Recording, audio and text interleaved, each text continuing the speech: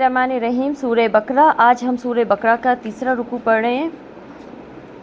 ऐ लोगो बंदगी करो अपने रब की। अब ये कुरान पाक की पुकार ही यही है कि अपने रब की बंदगी करो, यानी ये ना देखो तुम्हारे आबा अजदाद के उन्होंने कौन सा रास्ता अपनाया, तुम हक को देखो।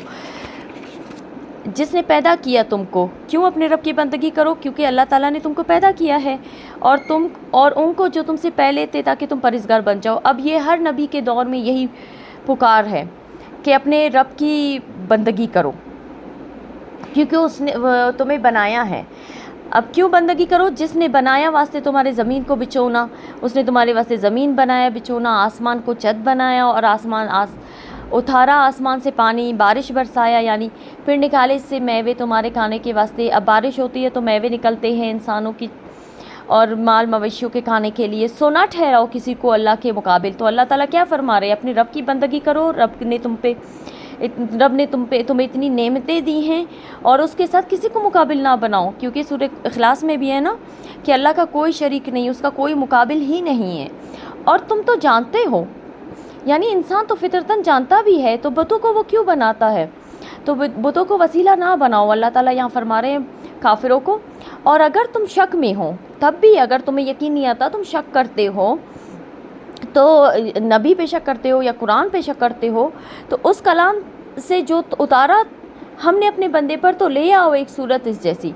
अब अल्लाह ताला यहाँ चैलेंज दे रहे हैं। अच्छा तुम शक तो करते हो, चलो अब एक काम करो, अगर तुम शक करते हो, अगर तुम सच्चे हो, तो तुम ऐसा करो, एक चैलेंज है तुम्हें कि तुम इस जैसी एक सूरत बना के लेके आओ। क्योंकि उस ज़माने में ये था, अहले अरब में शायरी का दौरा था और लोग यही समझते थे कि ये जो इन लोग शायरी करते हैं तो ये जिन्नात की वजह से, उनके ज़रिए से शायरी करते हैं। तो अल्लाह ताला इनको यहाँ ओपन चैलेंज दे रहे हैं कि अच्छा तुम्हें अगर यकीन नहीं आता तो तुम एक सूरत बना ले, एक सूरत सिर्फ बना के लेके आओ और बुलाओ उसको जो तुम्हारा मददगार हो। और मतलब ये तुम जो हवाई बातें जो करते हो, चलो तुम प्रूफ तो दो, तो उसको बुलाओ जो तुम्हारा मददगार है। क्योंकि इंसान तभी इतनी बड़ी बात कर जाता है और जब उसे किसी बात पे यकीन हो ना कि उसके पीछे कोई सपोर्ट है। तो अल्लाह ताला फरमाते हैं चलो अपने मददगार को भी बुला लो अल्लाह के सिवा, अगर तुम सच्चे हो। फिर अगर ऐसा ना कर सको, फिर अल्लाह ताला क्या फरमा रहे हैं? अब चैलेंज तो हो गया ना। चैलेंज तो ये होता है, अगर तुम ये काम कर सको, ठीक, देखते हैं अगर तुम ये काम ना कर सको तो आगे तुम्हारे लिए बर्बादी है। फिर अगर ऐसा ना कर सको और अर्किस ऐसा ना कर सकोगे, अल्लाह ताला तो बता रहे हैं, क्योंकि ऐसा हो ही नहीं सकता। ये तो अल्लाह ताला की किताब है कुरान पाक और अल्लाह ताला की तरफ से भेजी गई है, तो इंसान के बस की बात ही नहीं है। तो अल्लाह ताला फ़ौरन फरमा रहे हैं और तुम हरगिज़ ऐसा ना कर सकोगे। इन मुशरिकों के दिल बहलाने के लिए अल्लाह ताला कह रहे हैं अच्छा तुम चलो ऐसा कर भी लो, चलो तुम कोशिश कर लो, और अगर तुम ऐसा कर सको और तुम हरगिज़ ना कर सकोगे। फिर अल्लाह ताला अंदाज़ चैलेंज आप देखें ज़रा, यहाँ अल्लाह ताला वार्न कर रहे हैं, तो फिर बचो उस आग से। तो अगर तुम ऐसा नहीं कर सकते ना, ये जो तुम झूठ बोले जा रहे हो, अल्लाह के साथ तुम मुकाबिल बनाते हो, शिर्क करते हो, तो तुम उस आग से नहीं बच सकते जिसका ईंधन आदमी और पत्थर है। अब ईंधन कहते हैं उस गर्म आग को जिससे आग जलाई जाए, ईंधन उसको कहते हैं। ईंधन वो है। अब दोज़ख का ईंधन क्या है? आदमी और पत्थर वो बुत ही होंगे, जो जितने भी ये बुत हैं और इसके अलावा पत्थर होंगे, उनका ईंधन बनाया जाएगा दोज़ख में। ईंधन वो जिससे आग जलाई जाए। जैसे बारबेक्यू के लिए पहले जब वो आग तैयार करनी होती है तो उससे पहले एक कोयला रेड कर दिया जाता है उसको, उसके बाद वो उससे आग जलाई जाती है ना। तो दोज़ख में ईंधन बनाया जा रहा है आदमी को और पत्थर को।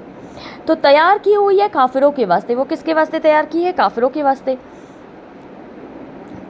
और खुशखबरी दो उन लोगों को जो ईमान लाए और अच्छे काम किए कि उनके वास्ते बाग है कि बहती हैं उनके नीचे नहरें। अब वो लोग जो 3 असूल हों जिनके, यानी दावत दीन, उनकी दावत ईमान, यानी वो उनका ईमान पुख्ता है, तौहीद पर यकीन रखते हैं और वो दावत दीन देते हैं लोगों को, रिसालत पर यकीन रखते हैं, तो वो जन्नत में जाएंगे।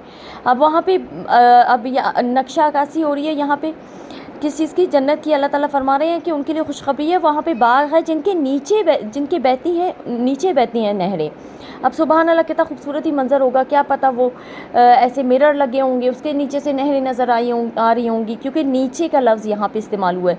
या ऐसे हुआ होगा ऊपर वाली जगह उठी होगी, वहाँ पे बाग होंगे और नीचे नहरें होंगे, वल्लाहु आलम। जब मिलेगा उनको वहाँ का कोई पल खाने को, तो कहेंगे ये तो वही है जो मिला था हमको इससे पहले। اور دیے جائیں گے ان کو پل ایک صورت کے، یعنی وہاں پہ ایسا ہوگا کہ وہ جو وہاں ہمیں پل ملیں گے، جنت، اللہ ہمیں جنت میں اپنے بہشتی لوگوں میں شامل کریں. اگر وہاں پہ جب پل ملے گا تو انسان کہے گا ہاں یہ پل تو میں نے پہلے بھی کھایا ہے. جب وہ اس کو ٹیسٹ کرے گا تو وہ کہے گا یہ تو شکل صورت سے تو وہی ہے لیکن یہ بہت لذیذ ہے، اور اس کے لذت میں اضافہ ہوتا چلا جائے گا.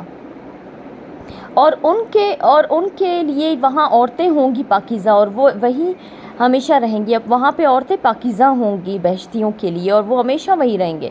بے شک اللہ شرماتا نہیں اس بات سے کہ بیان کرے کوئی مثال مچھر کی یا اس چیز کی کہ جو اس سے بڑھ کر ہے.